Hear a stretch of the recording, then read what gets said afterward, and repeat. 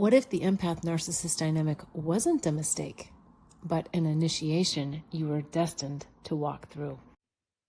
Two sides of the same evolutionary coin, the empath and the narcissist. There's a reason why empath-narcissist relationships are some of the most intense, magnetic, and transformational connections we can experience. They aren't random, they're invitations, and dare I say, initiations. They're catalysts designed to pull both souls towards awakening, even when it looks like destruction. However, not everyone heeds the call to make the changes that end the suffering. I know this path because I've lived it, and I can tell you, there's nothing more humbling than loving someone who mirrors both your light and your shadow so vividly that you can't look away. But what most people don't realize is that the empath and the narcissist are not opposites, they're reflections. Two sides of the same evolutionary coin, each holding the missing lesson the other soul came to learn. Let's start with the energetic truth. Both the empath and the narcissist are learning about love and power, how to balance them, embody them, and use them consciously. The narcissist over-identifies with power. They build walls instead of healthy bonds, seeking validation and control because they're terrified of vulnerability and they see love outside themselves. Deep down, there's an ancient wound, a disconnection from love itself. They have a longing to be seen, a loneliness that never seems to end, and the haunting of abandonment. Their ego developed a shield, a mask, and that armor eventually became identity. The empath, on the other hand, over-identifies with love. They sense the pain in others. They see potential, and they pour compassion into empty spaces, hoping to awaken others through deep connection and unconditional love. Their soul remembers oneness, the truth that all beings are divine.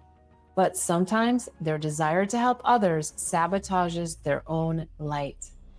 They develop healer-rescuer tendencies, trying to guide others out of darkness, sometimes forgetting that discernment is as sacred as compassion. So one clings to power, the other to love. Both are out of balance. And together, they create a chemistry that feels cosmic. It's the soul's way of trying to bring love and power back into harmony. When these two meet, it feels like destiny. The empath recognizes the wounded child beneath the narcissist's confidence. The narcissist recognizes the unconditional acceptance the empath radiates, something they've craved all their life. For a moment, they complete each other's illusion. But that illusion can't hold forever. Soon, the empath begins to feel drained, dismissed, unseen, and confused. The narcissist begins to feel exposed, defensive, and out of control. And what began as divine connection becomes karmic initiation. This is where awakening either begins or is catapulted. From experience, I can tell you this isn't about blame. The empath isn't a victim, and the narcissist isn't a villain. They are teachers for each other. The empath teaches the narcissist how to feel. The narcissist teaches the empath how to hold boundaries and embody discernment. It's messy, it's painful, but it's sacred. As an empath, your growth begins when you stop confusing compassion with tolerance. When you realize that unconditional love doesn't mean unconditional access to your deep well of energy, the well you've reconnected to through spiritual work, sweat, and tears. When you understand that your light isn't meant to awaken someone who isn't committed to their own inner work, it's meant to guide you home, to embody the power that lies deeply within yourself. Your soul's mission is to be the lighthouse, not someone's flashlight they can take to navigate their darkness. And for the narcissist, the evolution begins when they finally face the emptiness beneath the mask and allow humility to enter. When they realize that accountability is what sets them free, not control through stealth lies, deception, and gaslighting.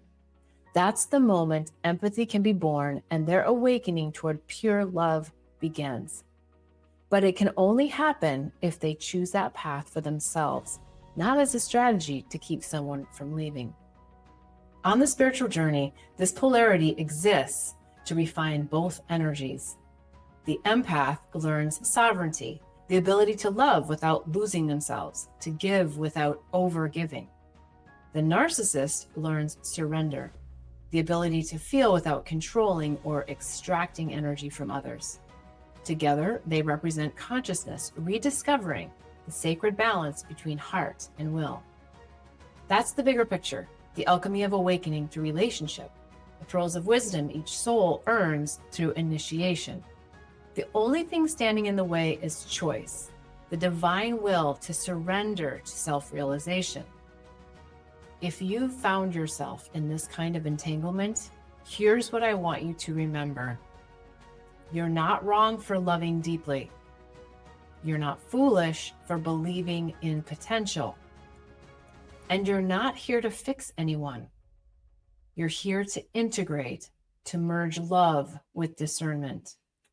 You're here to transmute the experience of having your light dimmed into deeper alignment with your own power. You're here to remember that empathy is a gift, not a burden, but it needs a sacred container. You're here to know that boundaries are sacred architecture for your soul. They don't separate you from love, they protect its integrity. When I finally reached the other side of this pattern, I anchored in something profound. The lesson was never about him. It was about energy, about my relationship with my own light. I learned that I can love without rescuing, that I can walk away without closing my heart. That's the real graduation of an empath, when you no longer need to prove the power of your love to someone unwilling to receive, honor, or exalt it. The empath shadow teaches us where love without power becomes martyrdom. This is the moment when compassion turns into self-sacrifice, when devotion blurs into depletion, the desire to heal others quietly replaces the responsibility to honor the self. Martyrdom is love that has forgotten its backbone. The heart without the spine, the divine feminine without her inner king. It believes that saving someone is the same as loving them, and that enduring pain somehow proves purity. But love that costs your vitality is not divine. It's distorted devotion. True awakening begins when love regains its power, when the heart remembers that boundaries aren't barriers, they're sacred architecture. When compassion is balanced with discernment, and forgiveness no longer requires self-abandonment, because love without power drains, and power without love dominates. But together, they liberate.